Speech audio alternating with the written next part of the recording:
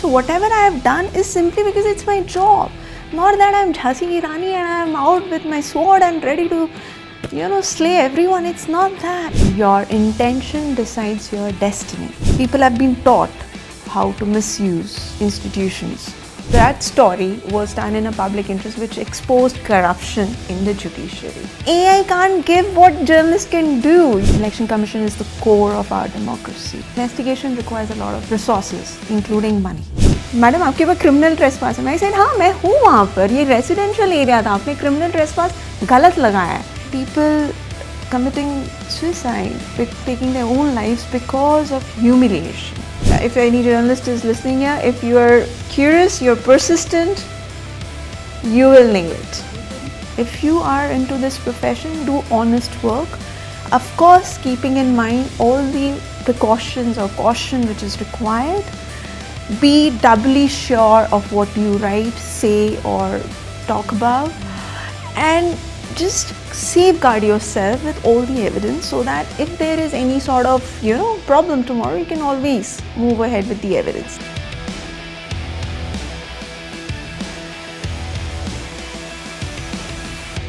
Hi Poonam, welcome. I'm really happy to have you on the show. I've been following your work on Twitter for a very, very long time. Oh, brilliant. Thank you. But tell me something, if you start in the beginning. I read somewhere that law was your first love. So how did journalism happen? Repeat it. Am I wrong? No. I wouldn't say love, but first choice. Because in my college days, I was good in logic. That's what I figured out. And my teacher also said the same. So I thought that logic really goes well if you choose this path, because law is all about logic and proving evidence and so making strategy. So yes, law was my first choice. And then, but since I grew up in Cal, so Calcutta is Bengali still very much spoken in the city. So I was told that in the lower courts, you might have to read and argue in Bengali, might have to write also, because it happens everywhere in every other state. So that was a bit of a setback for me. I knew how to speak and how to write and read everything, but I was not really very confident about using it fluently. So I dropped that. So, and then how did the interest in journalism? I would say there was a gap in between journalism and legal also. I wanted to be a photojournalist. Yeah, I loved photography and I loved the adventure behind it. Going into different places and doing photography, and it was also journalism was attached. So, but there wasn't much of scope again in the city. So, but then journalism. And somehow I excelled in journalism in my school, college days. And so I thought maybe this is the path I must take. You've spoken about landing in Delhi with a one-way ticket and not getting a job. Where did you read all this? I really need to know this. I'm talking to an investigative journalist. I should have done my homework. Spoken, maybe I think so. Maybe yeah, I know where I've spoken about it, because this is not really I speak about this thing, and maybe sometimes in my lecture in college, just to inspire and a lot journalists your career is very inspiring, and that's why we're going to talk more about that. But so you spoke about not getting a job, working in a call center to support yourself, and then that's quite filmy and not what a usual journalist. That's why I don't talk about it, because you see, all of us have our struggles, all of us have our journey. It's not that I've done something very outstanding, and we all have chotu struggles in life. So yes, see, I come from a family, very humble family background, and like any other family and like any other mother, for her, though I grew up in a very safe city, Calcutta, but there was always this thing like, don't go out for late shoot, come back home. And, I could feel that thing in my mother, especially, not my father. That a bit of a boundary, and I wouldn't say I was a rebel, but yeah, thoda sa rebel was always there in me. So I could figure out that I have to leave the city. Delhi is, of course, is the hub of media, and I always wanted to be in Delhi, maybe later. But what happened that I started my career in Calcutta as a small freelancer, worked with the Star News there. And then when I spoke to senior journalists in Calcutta, all of them said, don't go. Oh. None of them encouraged me. None of them said that go because of one reason, that you don't have a job. They said that going there and looking for a job, it will not really help because it is already too much of crowd. And this is what year that we are talking about? Now, this is 2004. Oh, okay. And that time, lots of media houses, news channels were coming up. But they were established. I think so that was the time when it was full of news channel. Every news channel was there. Like Z News, NDTV, of course, So none of them said. So what pulled you? What were you pursuing? I was not ready to give up in a way. Like I just wanted to give myself one try. So I didn't really also discuss with my parents. And I don't have any relatives in Delhi till today. And then also I never had. So there was a bit of a concern with parents. Where will you stay? Where will you do? What will you do? Where will you go? So what happened after booking the train tickets, I told my mother that I'm going. I told my father. My father was really relaxed in that way. Somehow he always... But you were a journalist in Calcutta. So what was this pull towards coming to... There were two reasons. One was, of course, larger exposure. Working with mainstream media and working over here will really help you to grow. Faster growth, because in Calcutta there were only one bureau heads, limited people, then you will always be second, third, fourth, whatever. And also that I knew that if I stay with family, I'll not get the freedom. And I was very clear about it. This thing was very clear in my head that I don't want this day-to-day stress to be with me, because I wanted freedom. And you will be surprised to hear, let me add this here. Till that age, I never stayed out of my house even a single night, even with the relatives, because I never liked it. And during my time, it was not a sleepover kind of thing. Kids too now. So I was happy staying at home. I'm a very homely person in that way. But that was a tough call for me. I wouldn't say that was tough then, but when I look back, I said, dude, what did I do? So, yeah, I told them that I'll be back in a month if I don't get a job.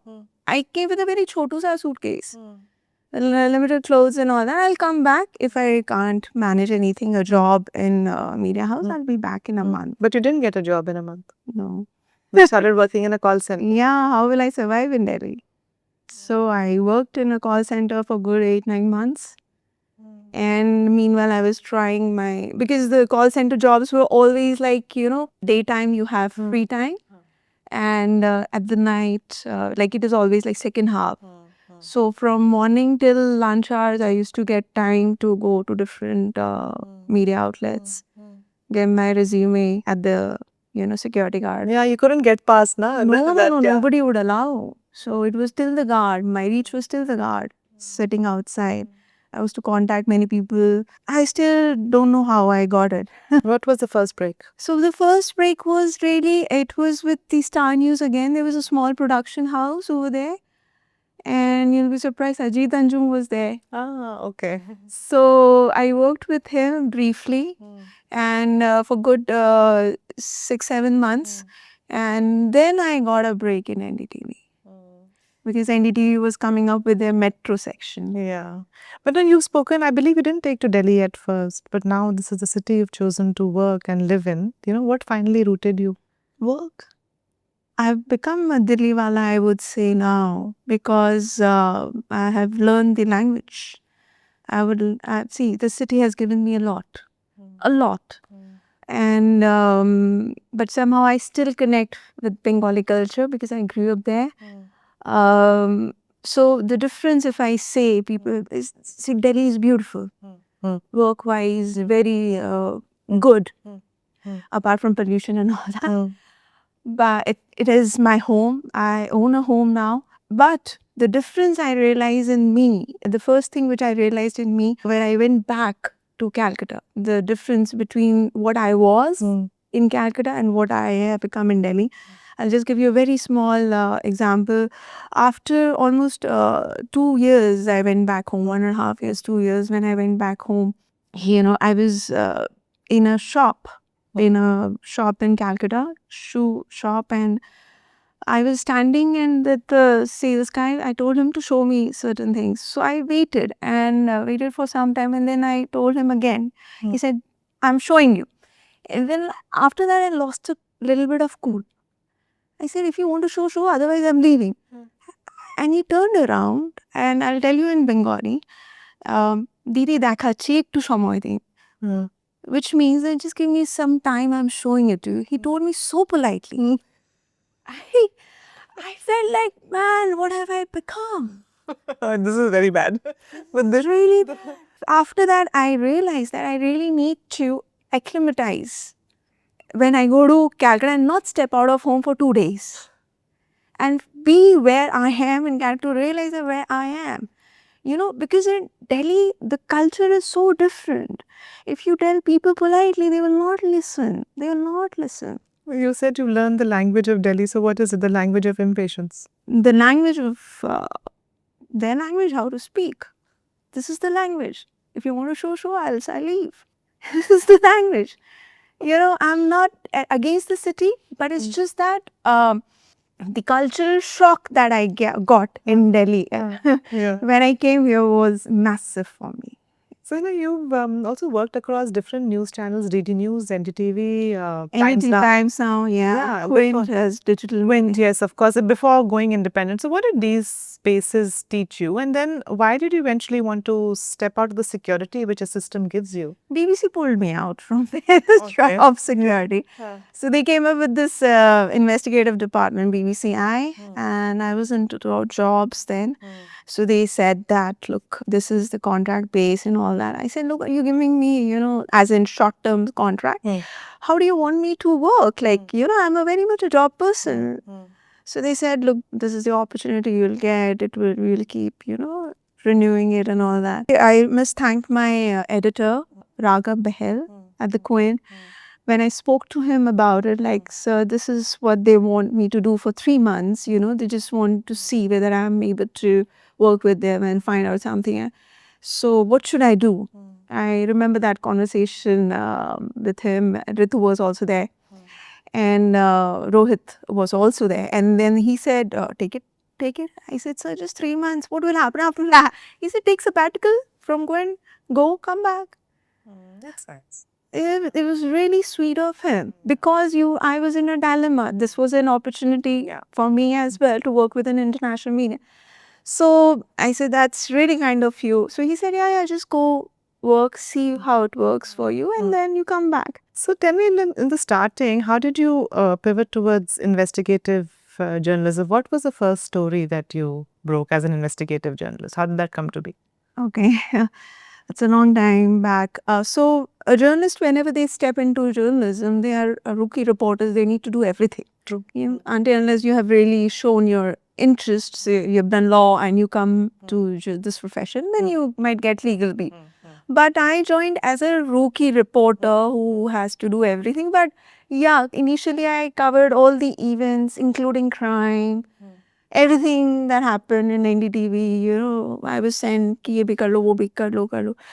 But if you remember, during that, you're from Delhi, of course, you remember Jessica Lal case. I'm also worked in NDTV, by the way. Then, which year? Long back, 2000. Okay. So I was there for what a 1 year period. Oh, you're short period. No, I joined in 2005 late. So I was Jessica Lal case and everything, witness protection thing was going on that, it should be given. Witnesses were turning hostile. So Jessica Lal case, Nitish Katara case, and if you remember BMW hit and run case. Yeah, of course. Yeah, those three happened quite close to each other. Yeah, all happened in 1999. So what happened in BMW case during that time? Because of Jessica Lal, there was lots of churning on witness protection. So the court ordered that prime witness in BMW hit and run case was summoned in the court for the testimony. So my story was exposing corruption in judiciary. So in the BMW case, R.K. Anand, who was the congressperson MP also, that time he was not an MP, and I knew nothing about him then. And in the sense, I knew that he's a senior lawyer. So he was the defense lawyer. And Ayub Khan was the prosecution lawyer. And this witness was called for testimony. So that was an undercover expose on R.K. Anand. And there was a defamation case case, of course, against us. Criminal defamation, R. Cannon Dhoni did it, but the matter went to the Supreme Court and we won, as in NDTV won. And he was stripped of his seniority, R. Cannon, for this thing. And that was the first time the court spoke about undercover, and the law was there that any investigative story, be it undercover or otherwise, which is done in public interest, it will be upheld. So that story was done in a public interest, which exposed corruption in the judiciary. So that is the big big name. one. Yeah, which Now- kind of hooked you after that. I was tagged. Until day I carry the tag. Yeah, You just can't take it off. I'm sure. So, I again read somewhere that you said that stories choose me. And, that I understand as a documentary filmmaker, I understand because I would also say that, I'm not really choosing the stories choose me. But in your case, the stakes are different and also higher. So, what is it? Is it a gut feeling? Is it a moral calling or the sheer challenge that draws you? Because the cost for you is legal, personal, emotional. How do you balance the instinct and the risk? Because you are always up against powerful forces, whether it's the state or politically powerful actors. That's our job. What is journalism? My job is to look into things which government is doing. That's my job. So powerful, of course, government is powerful. It had always been powerful. That's nothing new. Now, what else can I do? Like, that's my choice, of course, but that's my job. So whatever I have done is simply because it's my job. Not that I'm Jhansi Rani and I'm out with my sword and ready to, slay everyone. It's not that. It's just that I'm doing my job. Of course, risk is massive. Of course, due diligence is required. Earlier, when I would check with 2 people, 2 sources, I check with 10 people, maybe. Things have changed in the last 1 decade. Of course, the risk of criminal cases have increased on journalists, which was not the fear earlier. And there are multiple things. I agree. Now, it's my choice again to do this job or not to do this job. And I'm very clear about it. Till the time I'm in this profession, I'll do my job. Honestly, the day I feel that I can't do it, I'll leave. But then how do you choose the stories? What calls out to you? So stories are all, I keep only one thing in my head. Is it in public interest? Is it for the larger good? Is it for the society? Is it for the good of the society? That's all. What else could be the factor behind anything? Nothing else. It's not, I don't have any personal grudge against government. If that is the reason that I had personal grudge against the UPA also, I have covered all 2G scam and CWG scam, coal scam. If you pull out my Times Now articles, you will say, "Arey, she hated Congress. She's the reason why Congress government went." But that's not what it is. This is my journalistic work. Because you can only call out people who are in power. People who are sitting in opposition, they can't do anything. So, as far as stories are concerned, my primary base is that, is it in public interest? That's it. Period. Nothing more than that. One of the big stories that you broke years ago was the treatment of Sahayaks in the army. But how did you come across that? I mean, because the army is a very closed space. Yeah, but that was because, if you remember in BSF Jawan, if I rightly remember, he spoke about how badly, they're treated. So that was then I followed it. Of course, how would I know otherwise? Yeah. So, but in that particular story, an FIR was filed against. Charged with Official Secrets Act, criminal trespass. And did you ever think at that time, never again, I don't want to do this? If you see the timeline of the story, Sahayak story, the FIR and the FIR getting quashed. Yeah. You were given anticipatory bail. I was given anticipatory bail by the Bombay High Court. And that FIR was quashed. And the FIR was quashed after 2 years by the Bombay High Court. Okay. And FIR getting quashed is a very big thing for your viewers to know. Getting a charge sheet quashed is easier. Acha. Okay. But getting an FIR quashed is a big thing. Because charge sheet means you have completed your investigation. There is nothing to do with it now. The case has rested. So the court can decide whether to keep the FIR or not. But getting FIR quashed itself means that there was no basis of the FIR.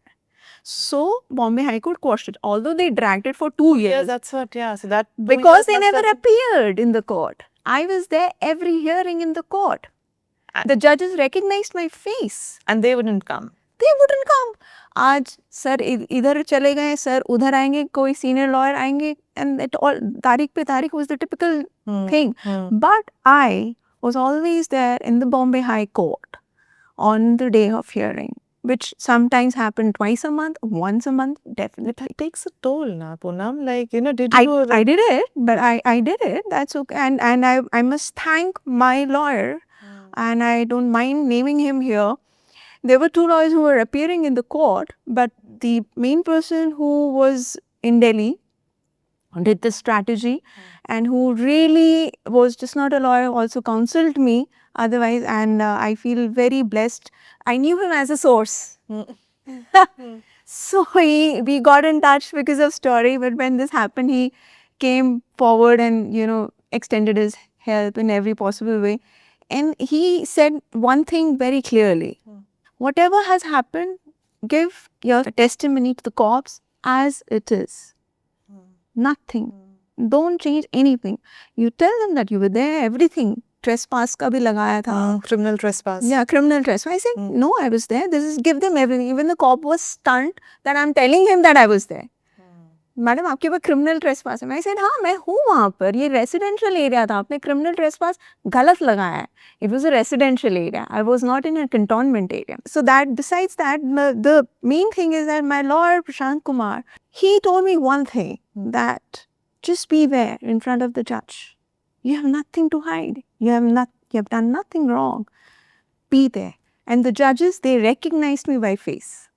Because the full circle happened. The judge who started hearing the matter, actually after 2 years, he came back to the same bench.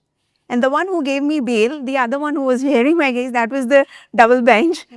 And when the judgment was given that, Poonam, as in not when he said the FIR quashed, I had an eye contact with the judge. It sounds very filmy, but that was a moment for me. But these 2 years, they must have taken the toll on you, Poonam. Did it change your idea what is permissible in journalism now in India? So if that was 2 years, and the electoral bond expose happened during that 2 years. Oh, okay. You never sit still, do you? I guess I have to ask you, do you think, laws like the Official Secret Act, are they used more to intimidate journalists than to protect the state? That's what it seems to be. NSA, OSA, sedition, now they have changed it and named something else. This is coming from, British era. So it is nothing else but, see, the case itself is flimsy against most of the journalists and the media outlets. All of us know. It's harassment.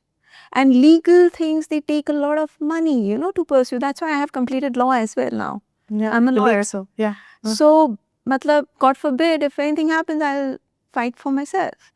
But this is just harassment, mental trauma. Like recently now, Ajit Anjum, he has faced an FIR in Bihar. Now he has to at least go to the court on the hearings.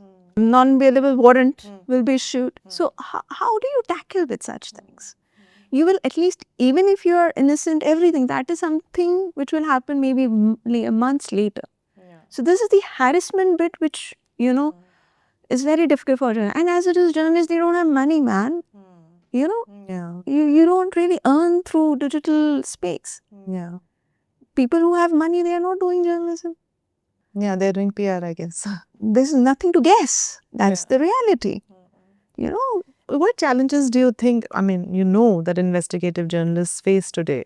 Besides, of course, not just reporting on powerful entities, but ensuring safety. One is that, of course, these draconian laws are used against them. FIRs are power. The sedition one is used. So it's not an easy atmosphere to work in anymore. Of course it is not. Nobody encourages me to do journalism. I'm a freelancer now. Nobody tells me that keep doing what you're doing. Always people pull by saying that, no, what will happen? Don't be a martyr. Don't do anything. If you are behind bars, you'll be alone. I know everything. I have been there. I've faced it. I've been to that space, But again, as I said, that if you are into this profession, do honest work. Of course, keeping in mind all the precautions or caution which is required. Be doubly sure of what you write, say, or talk about. And just safeguard yourself with all the evidence so that if there is any sort of, problem tomorrow, you can always move ahead with the evidence. That's all I say to people. Investigative journalism or journalism, anything you do, it requires full attention, due diligence. That's all one should keep a check on. And I was in Pune giving lecture to people about mainly the fight that they feel is that AI and journalism. I think AI can't give what journalists can do. AI will only give you what's already in the public domain. Investigative journalism is something, if I've spoken about electoral bonds, only then AI can tell you, bhai, there's a hidden number. AI will not tell me that there is a hidden number until I find it out. Like what I'm trying to say, it's in public domain. So, as far as investigative journalism is concerned, I would say there's not much of scope. Media outlets are not there to do any work. Only international media, a little bit of hope, but that too, they don't want to touch the government directly. And they want to do investigative stuff. They want to do things which will be for the larger good. But yes, one has to be very careful. Whatever I am doing, I am being careful because I don't want to invite litigations also. Yeah. So what motivated you to pursue the electoral bonds? Especially it was met with initial flames of anonymity. Yeah, for that you should read my book. Yeah, I have to read your book. It's like I didn't get time to read it before, aren't you? But I have to read it. You send the documents for forensic testing, but what gave you that idea? Was it something amiss that you noticed? This is something I've been asked multiple times, and I'll repeat. So the thing is that when electoral bonds came, it came with this promise that it will be anonymous. So of course, I was like Mr. Raghav Beher. We had a conversation on this, and he said that, what do you think? Like, let's work on it, see whether it's actually anonymous or not. So my first report on this was that it is, as claimed by SBI and by Finance Ministry officers, that it is anonymous and no tracking and everything. Till then, electoral bonds was not sold in the market. I wrote that report based on my sources. It is genuinely nahi hai, kuch gadbad nahi hai. It is. I said, wow, the government is really doing good job. Anonymous rakh rahe hain, agar bol rahe to. But again, transparency was a concern. Then why are you keeping it anonymous? That was a different factor. Then when it was sold for the first time in 2018, March 2018, it was started. Then I got to know that it was in papers. Then I told Raghav, sir, that let me buy one because it's just for $1,000 denomination. Let's see. I was just curious. So this curiosity, I would say, is a very important factor. It kills you sometimes. So if any journalist is listening here, if you are curious, you're persistent, you will nail it. So I just went and bought this. He said, ki kharid lo. Now the process was the trigger. I went to Shastri Bhavan, SBI. They never heard of it. Then he said ki Parliament Street mein, then I read it ki wo Parliament Street SBI branch mein bikta. So I went to SBI branch, Parliament Street. The guard didn't know. The entire building belongs to them probably. So at the ground floor, they didn't know where it is sold. He said, madam, upar chale jaiye, 5th floor pe. I said, 5th floor? He said, no, maybe over there you will find. They never heard of it. Then when I went to the 5th floor asking for this, the guard sent me directly to the manager's room. And he was like, senior guy, I could figure it out. I said, sir, I want to buy one electoral bond. First, he was stunned to see that a girl has come looking for it. They're like, how come she knows about it? That was a factor for him. I said, sir, I read in the newspaper and I want to buy. And he said, why do you want to buy? I said, I want to donate. So then he wanted some details. So I said, I am coming from a corporate and I'm just curious to see how the donation process is. And I've been told that the names would be anonymous because that was my thing to check. He said, yeah, it will be anonymous. Nothing will be revealed. I said, okay, fine. So the entire process also, PAN card and Aadhaar card and the check and everything happened. It took really good 45 minutes for me to complete it, and the question answer session went on. And then I asked him, sir, सच्ची में anonymous कुछ नहीं, कोई track नहीं करेंगे? हाँ, madam. I said, okay, very good. And after the process was over, he told me to sit outside. And they came back, one lady came with the electro in an envelope. I said, envelope? I said, then I was so curious, I pulled it out just to check कि कुछ है कि नहीं इसमें. So I said, madam, this is the date. So this date is there because it's valid for 15 days. You can't get it reimbursed after that.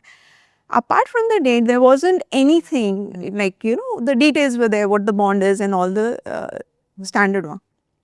I looked at it, kuch number nahi, kuch nahi. Because when you go with a specific question, you look for that answer first. So any unique number will only help us to track it. So you were already pivoted towards finding this unique number. No, I was thinking kuch number hoga to track hoga na, but दिख तो कुछ नहीं रहा. The bond was very clean. So I called. That's what I'm asking. That why did you feel कि कुछ है? जब वो कह रहे anonymous है, you filed the story. तो मैंने मान लिया कि नहीं है. तो I was very upset. Story खत्म हो गई. I'll be very on. I texted my editor. I said, sir, this is clean. कुछ नहीं. It's no tracking, nothing. It was a Friday.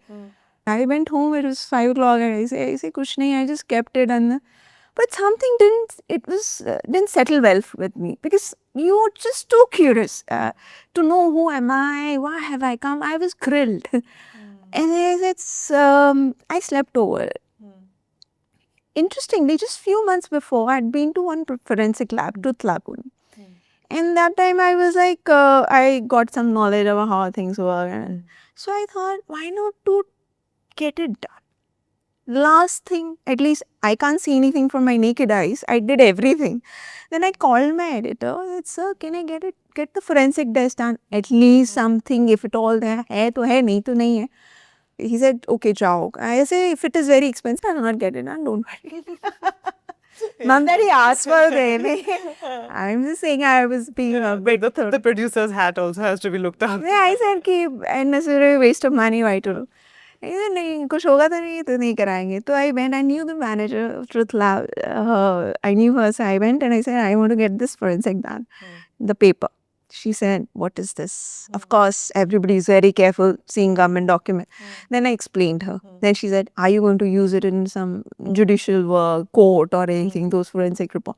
I said, no, I just want it for my story. That's all my aim is. Uske baad kya hota, I can't vouch for that. She said, I have to check with the boss. I knew Dr. Gandhi also. So I said, yeah, please check. He knows me. You know me. Just check and get back to me. So she said, okay, let me just check and whether I can do anything on it. She got the permission from Dr. Gandhi. I presume, I'm not very sure. Then she said, okay, what do you want me to do? I said that, look, first I want you to check. If there is anything, then I would need official report. And for this checking, I'm not paying you. Okay. I was very blunt. I said, just check karke batao khali. She said, okay. She went inside and within 15 minutes she came back. And she said, hair number hai isme. I said, what? कहाँ है? दिखाओ. She ऐसे नहीं दिखता. वो तो different light है. She didn't tell me. I said, क्या है number? She said, हाँ एक alphanumeric number है. कहाँ है number? She said, यहाँ right में. And I was still trying hard कि दिख जाए. She said, नहीं, you wouldn't be able to see. You have to get the forensic test done. Report we will supply. I said, please go ahead. Get me the report. She said, your government collected tomorrow. Okay. So I didn't know UV, ray, light. Everything was very new to me, So I called my boss from there. It's without wasting that. It was my first call to Raghav Behl. Always used to text. He said, "Mil gaya number hai." He said, "Yeah, really." I said, "Yeah, there's an alphanumeric number, unique number. But to prove that it's a unique number, I have to buy another bond." So I purchased one more. Oh, then went through the whole process again. Yeah, otherwise how will you prove it's unique? But, even though when you broke the story, other media houses didn't pick it up. It didn't get the traction one would Forget about media houses. Politicians didn't understand. Yes. They didn't understand what it is. I was banging my head against the wall, making them understand ye kya hai. They didn't care. They didn't care because for them it's money. aa raha hai, paise aa raha hai, track kar raha hai koi. They don't care. Everybody we are getting in there. See, I don't blame them for taking money. Take money. Who's stopping you? You can't run the organization. Except for CPM, everybody took money. But at least when you are getting things in black and white, raise the issue. Nobody cared except for the civil society member, ADR. They went to the court. CPM went to the court. They raised the voice that it's unconstitutional. They filed petition, that was the first petition that went to the court. Then they annexed my report saying that ki ye hai. Although court didn't understand then, it was understood much later. That's what I'm trying to say, Yasmin, that time it didn't get traction. People didn't understand because it is a very dry subject. Maybe you really need to put your brains. Arun Jaitley came out with a statement though, then, I remember. Yes. saying that it is for security reason. Bhai, security में आपको unique क्यों रखना है? वैसा ही रख दीजिए, एक number रख दीजिए. Then there were other watermarks. Fine, nothing happened after. So matter went into court for good 5 years, 6 years. Nothing happened. Even after the judgment, if you read the judgment, there's no mention of the unique number. Oh, it doesn't mention that. But your reporting led to this Supreme Court judgment. So the judgment doesn't mention, but what happened after that is important. I just started my YouTube channel 15 days prior to that. I didn't know the judgment is going to come out on 15th of February. So I would say it was some sort of divine intervention. I just at 10 o'clock around I saw ek bana ke dal dete phir se video. Then there's a unique number. And I didn't touch my bonds for good 4-5 years. And it was lying somewhere in the cupboard. I didn't really know. So I thought I have to look into the piles of paper and find it. Agar mil gaya to mil gaya, otherwise I'm leaving it. I was actually with this thought. I went and opened my cupboard. It was lying in the top. Took out the envelope. Bond mil gaya. Now UV torch bhi tha. अच्छा, दिख गया उस पे. UV torch, I bought a UV torch later on and then only I bought to see whether it's visible or not. So I made a video and put it on the channel. So then media guys got to know, many of them, that there is a unique number. Because otherwise how will you match who gave how much to which party? It's just like check. So then the traction was there. Many digital people, they interviewed me and it went to the court. Did you think at that time when you first started tracking the bond that it will go till the Supreme Court? Never. I never thought anything. Actually, I remember Dr. Roy, Dr. Prannoy Roy. I was working with him and I feel he's one of the most handsome persons still. True. True. So he's a very humble person. So when this BMW story happened, R.K. Anand expose and all that judiciary, he came to my desk and he said, Poonam, we never know which story will have what kind of impact. Sometimes we do a story and thinking that it will create massive impact and it falls flat. Sometimes you don't think, but it has a huge impact. So that judgment was a big impact. So that was the first case law. Still it was taught. That case is taught in the law department, DU, at least few years ago, in ethics. As a lawyer, what are the ethics you need to follow? So the impact was huge. Now this story, of course I never thought that it will end up here. Who knew? But yeah, I chased the story. I did multiple stories on RTI. There were other media outlets also who were doing work on RTIs, filing RTIs. I must say, there are few people, civil society members, who are so dedicated towards things like this. And they really want to work towards saving our democracy, our constitution. So, it's just not me. It's a group of people, like-minded people who believe in democracy.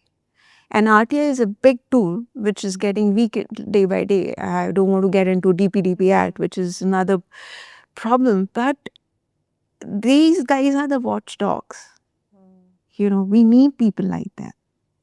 You've investigated everything from Kashmir to the 2G scam, like you mentioned, corruption in the judiciary, the electoral bonds, the election commission, which we'll come to later. But what connects all these stories for you? Is there a pattern you see in power misuse? Power is always misused.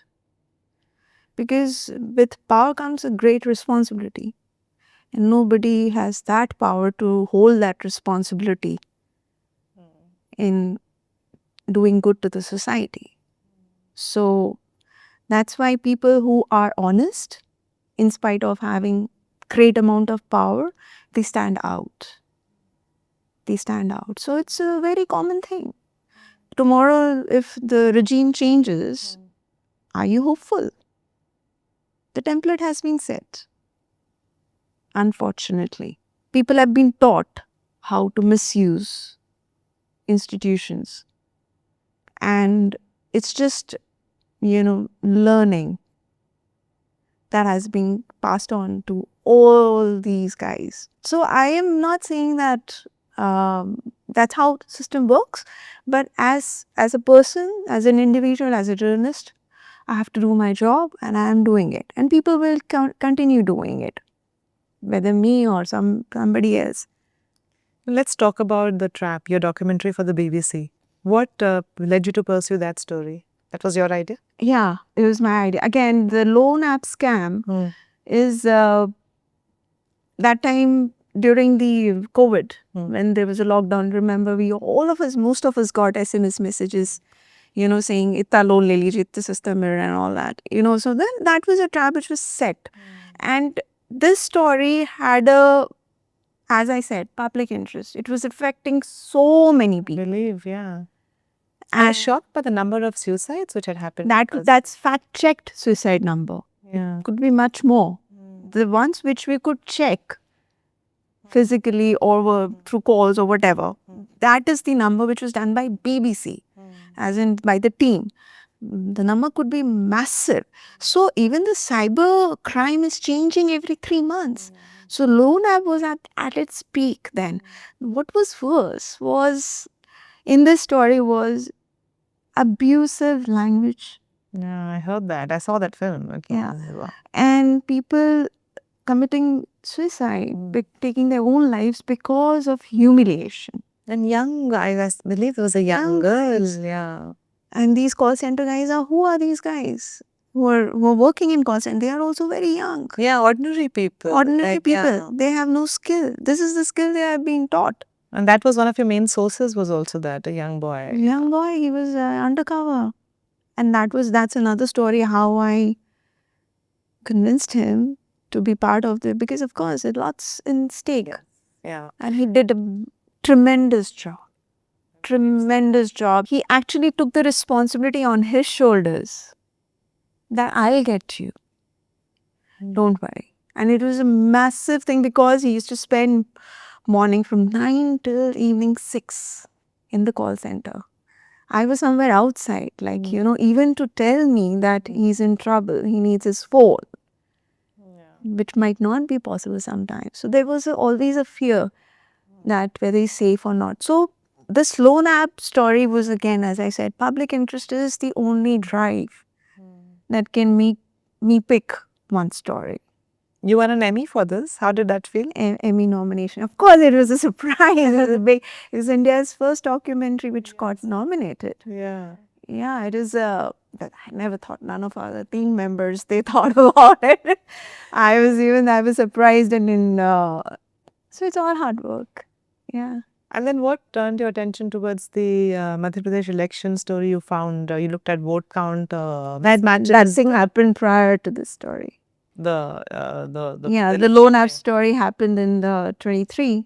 In this MP vote count all happened in 20. So what made you look at the MP vote count as a discrepancy? So this discrepancy thing, I never thought. In fact, I got to know through one of my sources. Because the election in the Madhya Pradesh election was a surprise for those of us who were following it. It was a surprise, and then it just like a You're talking about 2018. Yeah. Like assembly elections. Yeah, the assembly elections, and that's the one you were following, right? Yeah. And then it just suddenly went cold. And then, then you were the one who followed the story. What made you think there is something wrong there to go and start looking for it? So what happened, I was never into politics. I never covered politics and an election commission, far thing. I somehow never was interested in political stuff. But I got an information from one of my sources, and a young boy, and about whom I have mentioned in the book, I haven't named him. He contacted me through Twitter, and he said, you know what, this is there. I brushed it aside. I said, what are you talking? EVM votes will, of course, it will match. It's like calculator. If 5 pressed, 5 will show. He said, no, I have data. I said, send it to me. Then he sent me the data. I saw. I said, yeah, it looks like genuine. Then I pulled out all the data, did the data crunching myself. And then I told my editor, of course, at the Queen, he said, yes, sir, ऐसे है. Looks like genuine. He said, okay, file one story. Filed one story, Election Commission was like, of course, they brushed it aside and everything. So that was the beginning. Now elections, Lok Sabha elections were coming close. So I was keeping a watch on it. The votes poll data. So they published votes poll data for 4 phases, then they stopped. I was chasing it, my source was also chasing it. I said, let's keep a watch, we'll download. So then the Election Commission used to upload absolute numbers. EVM numbers, itne gire, itne pade, whatever. So I had the data, and of course I have to wait till the elections are over. I don't know why they stopped after 4th phase, but 4 phases ka I got it. Then when the results were announced, then I did the data crunching, and same. It was not, see, suppose I can understand deficit vote count, but surplus, how can you count more than it has been polled? That was just not getting into my logical head or anybody's in. So then my editor was also like, are you sure? He said, this is the data, I've done the crunching, and I will send in question to the EC, let's see what they say. Again, I never thought it will have such a response. I sent, they didn't reply. Rather, they pulled down the votes poll data. Yes, I read that, yeah. That made me more suspicious. Ab to story karni hai. And I put it out everything. Everything I had. This is the email, this is what I asked, and this has been pulled out, everything. Sab dal do public to. Let people assess. So I published the story. That got a massive traction. So I was planning on a chutti. I thought, chalo, story ho gayi. It was a Friday again. Evening, I went for a trek. And it was published on Saturday. And I was bombarded with messages. You know, people were also doubting ki ye sahi hai ki nahi. Fact checkers started. Yeah. Some people didn't even check. Like people who are, you know, of course, government supporters. They said, ye sab jhoot hai. They started doing fact check and rubbishing it. I said, when I came down on Saturday evening, I was flooded with them because there was no network. And then I said, if you want to fact check, I tweeted, check it. This is a document, this is this. Check yourself. I have no one to claim anything because I downloaded those PDFs. Well, fact check happened. All did one fact check separately, of course, that's true. But EC never came out with anything. This matter went to the court. Again, ADR took it. Wo bhi lag gaya. Of course, it came for hearing now. Before just during Lok Sabha elections. Of course, EC had the standard reply that it was not the final one. Although the message on the website said it's a final votes poll. Yeah, yeah. So, nonetheless, even in 2024, we saw the same thing. Yeah. This time, at least, they published both the data. Did you feel validated when like this? There's no question of validation. I know I did right. I don't need their validation. I was ready to come in the court and say, sir, ye hai. I know what you mean, validation in that way. Nahi chahiye mujhe unka. It is correct because I believe in what I've seen. The documents were there, I preserved them. You've written an entire book now, you know, India Inked, on this process. Yeah. So what made you write it? My publisher approached. What do you hope the book will achieve? Because clearly we are all in a state of little bit of being a little sleepy about our democracy right now. Yeah, I see the book is written with multiple things in head. I've written it for the voters primarily. Yeah. And also for journalists. And especially those who are aspiring to be journalists, you know, who are already journalists, they don't need any can from me at least. But those who are aspiring, that not everything is lost. You can do good work if your intent is correct. There's a very beautiful saying, Your niyat decides your niyati. Your intention decides your destiny. So if your intentions are right, you will achieve what you want. So I might be too philosophical, but I'm just saying it also because I have been through ups and downs in life. Not one, but multiple cases, starting from BMW. Had that case not, been in my favor, my career would have nosedived and I would have been somewhere in Calcutta probably. But why to forget this OSA case? Yeah. When you fight alone. I'll be very honest, Yasmin. You should not even expect any help. You should move ahead with that mindset that when trouble will come, I have to deal with it. Not 100 people will come, tweet in your favor. One mistake, it shadows your all good work. Nobody will come and ask you, kaise ho gaya, kya ho gaya? No. So that's why I always take this praise with a, thank you. ठीक है. I know where I stand. Tell me, is it frustrating when a story breaks and you've done all this hard work but nothing changes on ground actually? Like, what responsibility do you think the journalists have to hold institutions like the Election Commission accountable and hold them responsible in the times that we are today? Now, you've broken a story. Election Commission has given whatever answer they had to give, and then nothing has really changed. I don't believe that. Things change. You just need to keep doing your job. Electoral bonds judgment came when nobody hoped. Even I never hoped. I thought at least a stay would be good enough. But when it was scrapped, struck down, I was like, really? I couldn't believe. I was not even watching the judgment. Message came to me, it is struck down. So it happened, What is the end game for you? Like when you break a story, what do you want should happen? There should be, there should be awareness, there should be impact, there should be accountability. What is the driving force for you? For me, the driving force is always like if you, for example, take elections, because elections is something connects all of us. It impacts all of us because election commission is that security guard who lets politicians inside the parliament. If the security guard doesn't do the check properly, then we are doomed. That's why I say election commission is the core of our democracy. Let's not take it lightly. It's the most important institution. So the primary thing is to create awareness through my stories. And that I can do only by putting out facts. Then comes the impact.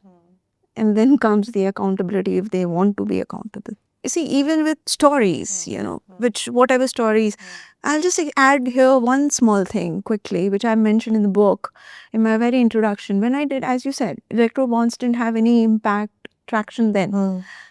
And when this thing happened in 2024, I live in a society. There are 2-3 societies next to, so the doors are gate are very close. So of course, one night I was entering my society, and the security guard of another society came running to me, and he said, "Madam, 2 minute बात करनी है." I said, "Yeah, बताइए." The thoughts were कि कुछ गड़बड़ कर दिया क्या? So he said, "आपने बहुत अच्छा काम किया." He was talking about my electoral bond story. He said, "मैंने आपका interview देखा. I must have seen in some digital." And I was just about to explain him कि आपको पता है electoral bonds क्या. He explained me. And I mention this in every lecture I go for. Because we underestimate people. We underestimate people who, drives a rickshaw or a security guard or a plumber, thinking that they are not literate. They are very intelligent people because they have seen the world in a way that probably we have not seen. So he explained me, and I was thinking that this is the biggest gift I can actually give to the society. He's aware. He's aware of things which are happening in his surrounding. So this is the job. Whenever I write my story or do my video, I always keep in mind that I'm talking to a 5-year, 10-year-old person. You also once admitted, am I correct, that to a possible factual error in one of your reports, which is quite a rare move in today's times. I read somewhere that there was, or is it an Op India thing that I've read? Oh, the third bond which I got. I forgot about it. Yeah. And actually, Why was it important for you to kind of clarify? You could have just let it. Yeah, I said it. Yeah. I clarified. That's what I'm saying. That you actually went. I tweeted about it. Because I bought in during after COVID was over. So the third bond I forgot completely about it. It was an error. I admitted it. I don't Which know. is what I'm saying. That's a very rare thing. अब तो करेंगे ही ना भाई given है ना अब क्या NDTV ने पब्लिश किया भाई स्टोरी और इंटरेस्टिंगली जिन्होंने पब्लिश करवाया होगा शायद वो एक बार एक समय में क्विंट में काम करते थे हमारे साथ. So how many stories do you typically work on at a time? You have a process of how to do this? Multiple stories? Multiple stories, multiple ideas, process. Because see, investigative stories, they take time. So you work accordingly. It has its own pace. But when it comes to video, day-to-day, like Bihar SIR is going on, it's a everyday thing, something is happening. So you do it accordingly. So you faced abuse, both online, legal intimidation. What toll does it take on you? So I'm blessed. And I say openly. शायद कुछ लोग पसंद ना आए. I'm blessed in multiple ways. Because one, I live alone, single. So I don't have to think कि कोई और तो नहीं, somebody else is being harmed or attacked. Because that's the major worry which most of us carry. I don't want my stress to pass on to someone else. So that thing is not there in my life. So I'm okay. Troll me as much you want because that's the only thing they can do now, Baba. Does the social media toxicity get to you? Of course, it affects for the time being, maybe. But again, you know how the entire factory works. These faceless people, they don't have the courage to face you. They can maximum write 3 lines. That's it. But that's online. What about, feeling physically safe or unsafe? Again, it might sound a bit dramatic, but when you are in the limelight, your haters will not attack you physically because then you are the prime suspect. So that is what I always say. Having said that, now what can I do? See, suppose I step out from here and somebody is planning to hit me. Can I do anything about it? I can't sit here forever now. I have to step out. So being scared and being fearful will not help me. I have to do what I have to do. It's being very simple. It's nothing complicated. So if I get scared and not do my job, then fine, I can't do anything. Tell me, what does your family say about the work that you do? Are they proud, confused, worried? What do they feel about your work now? They're in Calcutta happy. I don't talk much about them. Family is always family, and I feel that sometimes they give you more stress than you yourself are stressed. That's true. Yeah, because see, as you said, life is what can I do? I can't keep a PSO with me.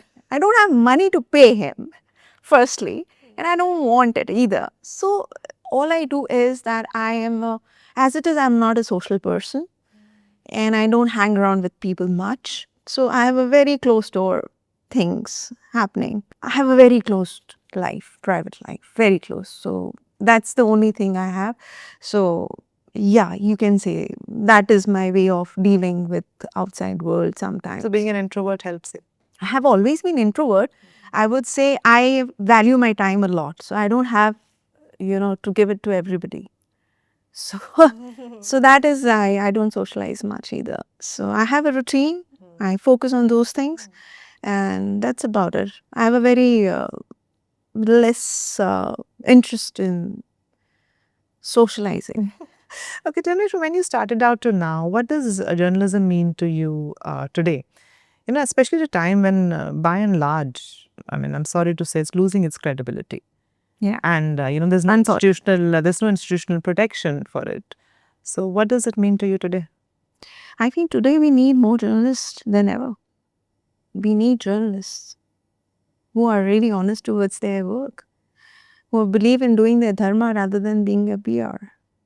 So today we need more rather than ever, I would say. So that's what interesting thing, I was in one of the lectures in Pune. The ratio between male and female has changed. In a crowd of 60, there were hardly 10 boys. No. I was stunned. I was surprised. The earlier days, you know, it was a very much a male-dominated profession. Today, only females, which is good. Yeah, that gives you some hope.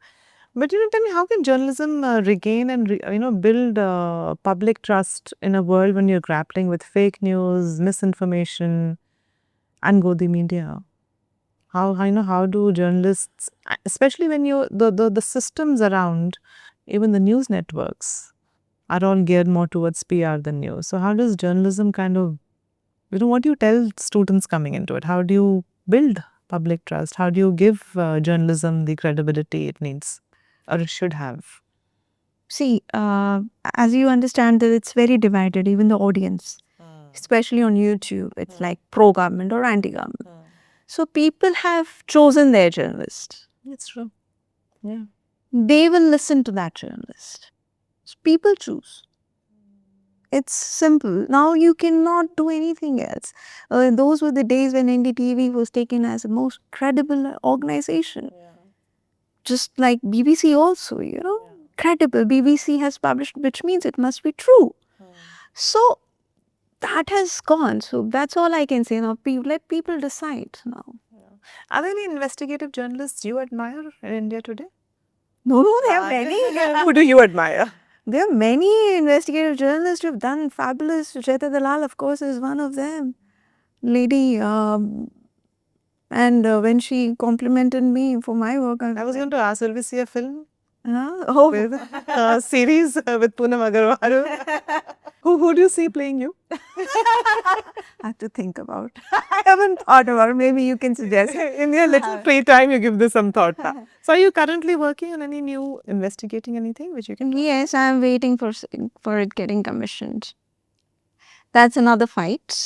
Of course, I'm working with different international organizations apart from BBC also. So yes, getting it commissioned is also a thing because see, investigation requires a lot of resources, including money, and that is without that, how will you work? It takes time, takes attention, takes a lot of things.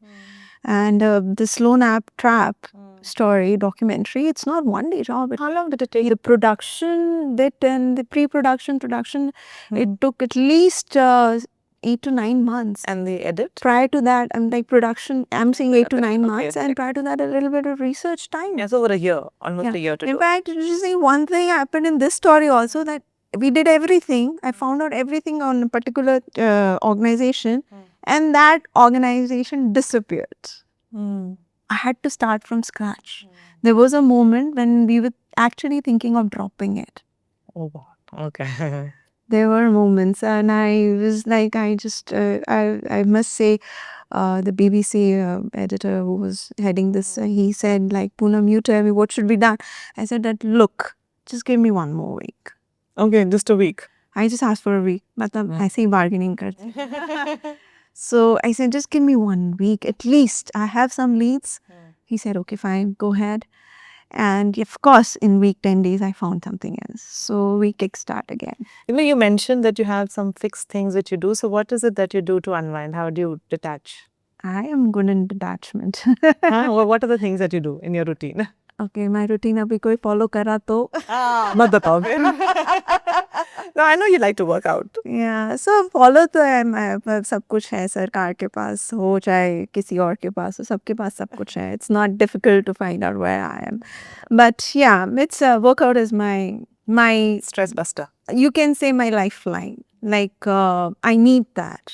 It's just like some people need to drink in the evening. I need to work out in the morning. So it's a workout thing, and that really pumps me up. It's like some people have that kind of energy. You know, who thoda sa zyada hota hai, jisko to they need to be exhausted. So yes, that's Well, my. you do gym? Yeah, I do gym workout because Delhi pollution doesn't really allow you anything else. Yes, that's my go-to thing. Detachment keh lijiye ya jo bhi keh lijiye, but that prepares me for the day. and a bit of a spiritual path I am into. So Notice this. okay, I should have remembered that people should not take spirituality and religion on the same day.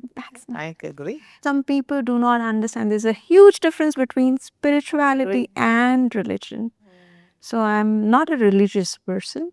I don't go to temples and I don't go to churches or mosque or anywhere. For me, my home, myself is where I am. So these are the Okay, tell me, what would you say to young journalists, especially women who want to pursue investigative journalism, but they are, kind of afraid of the risks? Yes, this is one question I often face, and especially women because of the risk factor. And if you see, there aren't many investigative female journalists. That's why I named Sucheta Dalal purposely. So I can only tell them one thing.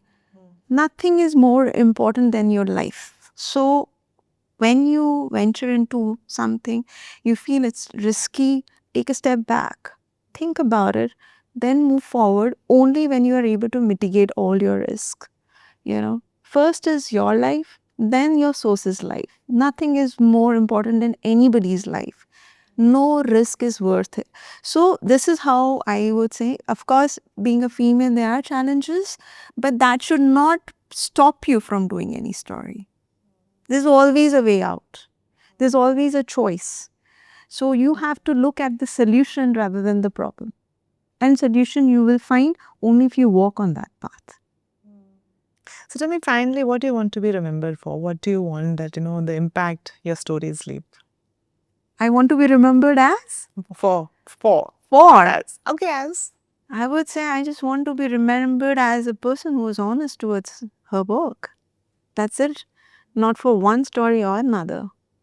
Because all stories are important, I feel, whatever I did. Maybe for some it's electoral bonds, for some it is the trap, because you will be amazed after this documentary. So many people messaged me on Twitter that they were able to get out of it. It saved someone's life.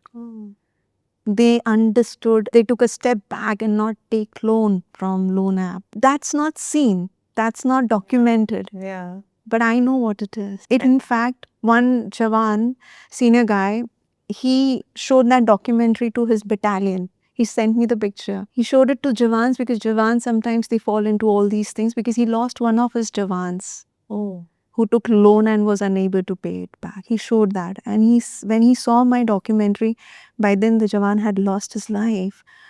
But then I remember these things. Yeah, because so when you like say, you said, this is not what is documented, but this is the impact. So when you say what you want to be remembered for, it's very difficult for me to choose one. Maybe all together. Thank you, Poonam. I feel like we could have gone on talking for much more, but perhaps we'll leave it for another time. But really, I wish you more strength and power and courage, and look forward to all the groundbreaking stories, which I know you will come up with. Yeah, thank you so much. It was lovely talking to you, and I hope I have not really opened up too much either. No, you're fine. So, yeah, I just hope that... It's supposed to be a safe place. Yeah, I with this interview, I just hope that, especially to aspiring journalists, I really want people who want to come to this profession, just do your work honestly, else don't come to this profession. We already have too many problematic journalists here. So well, you're an inspiration, an icon. I'm sure a lot of people will, will look at you, and there's hope for the profession yet. Thank you so much. Thank you so much. Thank you.